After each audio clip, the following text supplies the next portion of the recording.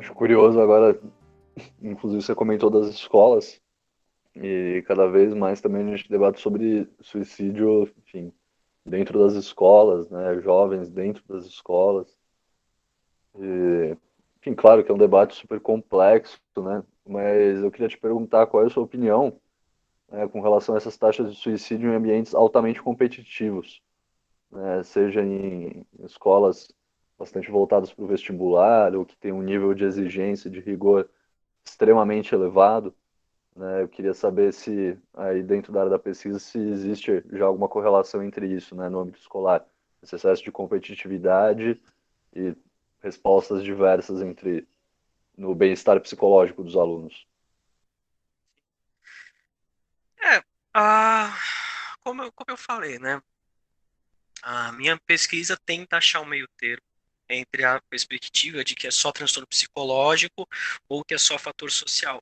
Obviamente, os fatores sociais eles atuam de uma forma que desenvolve transtornos psicológicos. O exemplo que você deu das escolas e dos ambientes altamente competitivos, isso a gente pode extrapolar para a própria sociedade em geral, que traz essa coisa da competitividade, que traz essa coisa da eficiência, que traz essa coisa do ser humano atualmente é, viver o trabalho. Ele é o trabalho, ele não tem uma vida além do trabalho, ele aceita, ele deixa de apenas aceitar o salário e tudo mais, ele agora tem que ser o trabalho, ele tem que ser aquilo. Então, você observa que essa pressão acaba desenvolvendo transtornos como, por exemplo, burnout, né?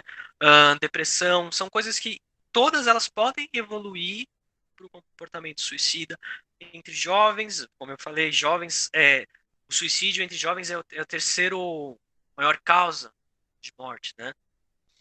E aí também pensar assim, tanto é que uma das principais políticas que a OMS indica para a prevenção do suicídio são políticas voltadas para escolas e jovens. Você tem que treinar os gatekeepers, então os professores, os diretores, o, os fiscais de sala para saberem identificar, saberem orientar, saberem acolher esses jovens. As escolas têm que desenvolver dentro delas próprias mini planos de prevenção do suicídio, para saber como vai lidar com aquela criança, com aquele jovem que está desenvolvendo uma crise. E, enfim, é um tema. O que fala sobre suicídio envolve muitos fatores. É uma coisa assim. O medo é sempre você limitar demais ou você ampliar demais.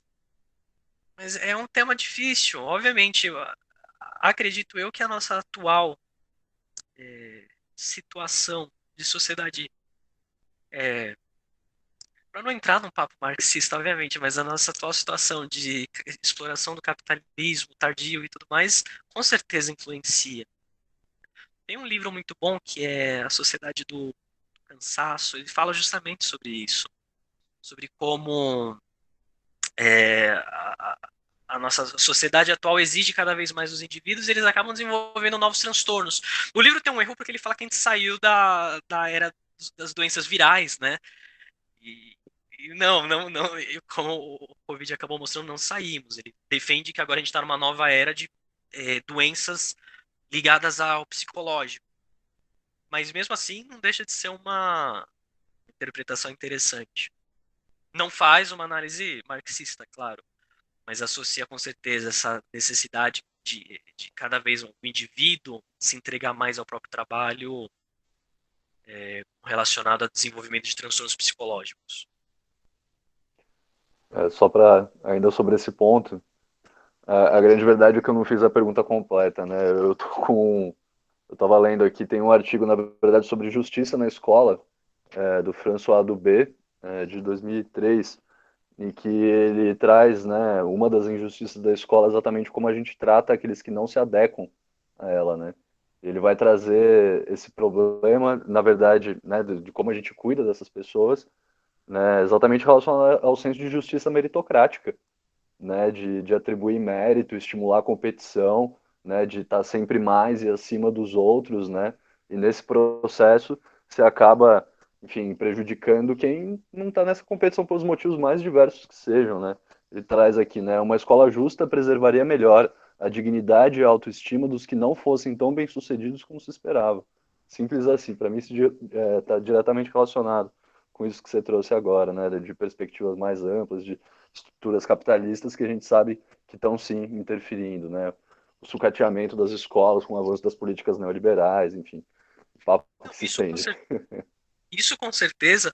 E é uma corrente que eu ainda estou estudando mais, é a questão sobre como a compreensão marxista sobre a prevenção do suicídio.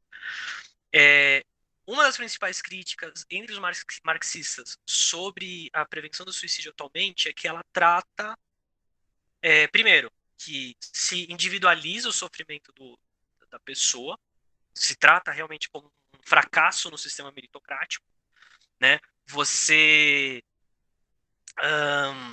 não se ajustou direito, você desenvolveu um transtorno porque você é fraco, porque você não sabe lidar com as pressões.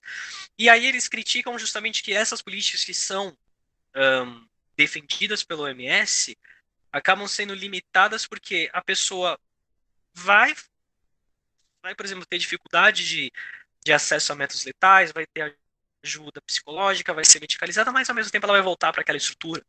Né, vai voltar para a sociedade onde exige cada vez mais, que exige competitividade, exige pressão. Então, na verdade, você está criando uma sociedade de pessoas medicalizadas que aceitam, que estão dóceis e que não pensam, que aceitam, né? Aceitam, entre aspas, elas estão drogadas, por assim dizer. É um debate extremamente amplo. Ao mesmo tempo, eu não, longe de mim, desconsiderar as políticas da OMS. Obviamente, elas mostraram efetividade. Para políticas públicas, a efetividade é importante, mas ao mesmo tempo você não pode pensar só nelas. Não é um manual só aquilo. Exige novas coisas, exigem políticas para desemprego, exigem políticas de acesso ao trabalho, políticas sociais, políticas de gênero, políticas de inclusão, enfim, De conservação ambiental. conservação ambiental, obviamente. Então, não é apenas o que a OMS manda, precisa de mais. Só um comentário sobre o que você falou dos corpos dóceis, né, que aceitam essas situações. Eu estava lendo um livro sobre justiça ambiental e eles comentam um pouco, né, que é compreensível que, sei lá, os governos e empresas e etc. Compactuem com a destruição ambiental, mas por que que tanta gente se cala e aceita isso, né? E aí eles falam muito que o capitalismo é responsável pela produção de alternativas infernais, que é tipo, se você não aceitar isso, vocês vão morrer de fome, a sua cidade não vai se desenvolver, entendeu? Então, ou vocês aceitam, ou, enfim, né, vai ser pior ainda, né? Então, essa visualização, essa construção de outros horizontes, de outras possibilidades, também é muito importante, né? Às vezes a gente fica muito preso a essas realidades e tem dificuldade de imaginar como seria qualquer coisa diferente, mas, enfim, é possível, né? O capitalismo é um sistema relativamente novo, né? A gente não... O ser humano não surgiu aí como espécie sendo capitalista, né? E grande parte da nossa história teve outros sistemas, então vamos pensar em outros sistemas, né, que acolham, que cuidem da saúde das pessoas, do meio ambiente, enfim, né, de tudo que é vivo. Autores que falam justamente sobre isso, né, que a dificuldade depois do fim do bloco soviético, depois do fim do bloco comunista, a dificuldade que existe hoje em dia de aceitar e de se imaginar um mundo que não seja capitalista, né? Me fugiu agora o nome do autor, mas é justamente isso que você falou. Se martela cada vez mais que não existe outra perspectiva, sendo que, como você disse perfeitamente, né? É um sistema que foi criado pelo ser humano, ele pode ser mudado. Não é uma coisa, não é algo que existe desde o começo dos tempos. Isso é perfeito. Isso é perfeito de dizer. Verdades que precisam ser ditas em 2020. Existem alternativas.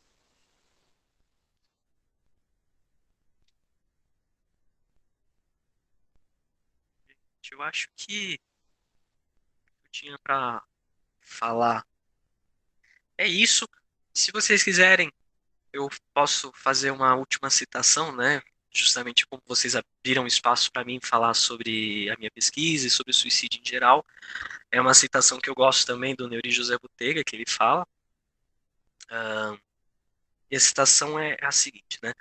Não falar sobre o suicídio é colocar o problema embaixo do tapete e sermos surpreendidos de tempos em tempos por um suicídio que poderia ter sido evitado. Falar sobre o suicídio com sensibilidade, com auxílio de várias fontes de conhecimento, de várias visões sobre esse fenômeno que é tão complexo, é aumentar as chances de reflexão e aumentar a possibilidade de encontrar saídas para a angústia, para o sofrimento que não sejam via o suicídio. Então, gente, esse espaço que vocês abriram aqui para falar sobre suicídio e prevenção é algo que muita gente tem medo, então vocês estão de parabéns. É algo admirável. Muitas pessoas têm medo de tocar nesse assunto, têm medo de falar sobre suicídio, porque às vezes acredita que vai estimular que mais pessoas cometam, que é, diria uma mentira, mas é um estigma muito forte que achar que falar sobre suicídio estimula que as pessoas cometam, não é mentira. Na verdade, quando você conversa de uma forma acolhedora, você vê que a pessoa, inclusive, pode repensar e deixar de cometer o suicídio. Então, você trazer informações sérias e importantes é sempre algo positivo no debate. Excelente. Queria, então, já puxar aqui uma rodada final. Eu queria agradecer ao Vitor os comentários, a disponibilidade, excelente. Aprendi muito. Também queria agradecer a Bia, a organização aqui. Muito bom o papo. Obrigado, gente. Obrigada, gente. Estou muito feliz que a gente conseguiu fazer esse papo aqui.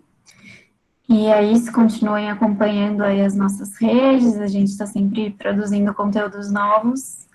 E, bom, Vitor, se você quiser divulgar aí alguma página, algum Instagram, sei lá, e-mail, algum contato, fica à vontade aí agora. Acho que, para quem quiser, agora durante o Setembro Amarelo eu fiz uma série de materiais no meu Instagram.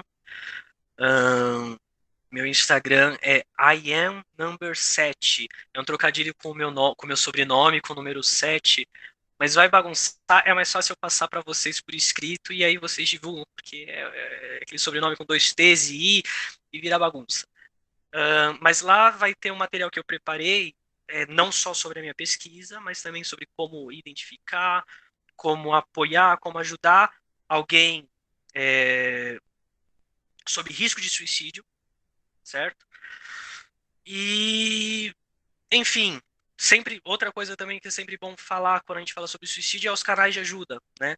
Então, alguém que está sob risco de suicídio ou que conhece alguém que enfrenta comportamento suicida, para saber onde buscar ajuda. Nos centros de atenção psicossocial e nas unidades básicas de saúde pelo SUS, então centros de saúde da família, postos de saúde, centro de saúde. Alguém que está em emergência, que está numa crise naquele momento, pode procurar ajuda nas unidades de pronto atendimento, do SUS também, atendimento de graça, 24 horas. Você pode fazer a ligação para o SAMU, número 192, ou, obviamente, se você tem acesso, você pode ir num hospital da rede privada, nos prontos-socorros, enfim.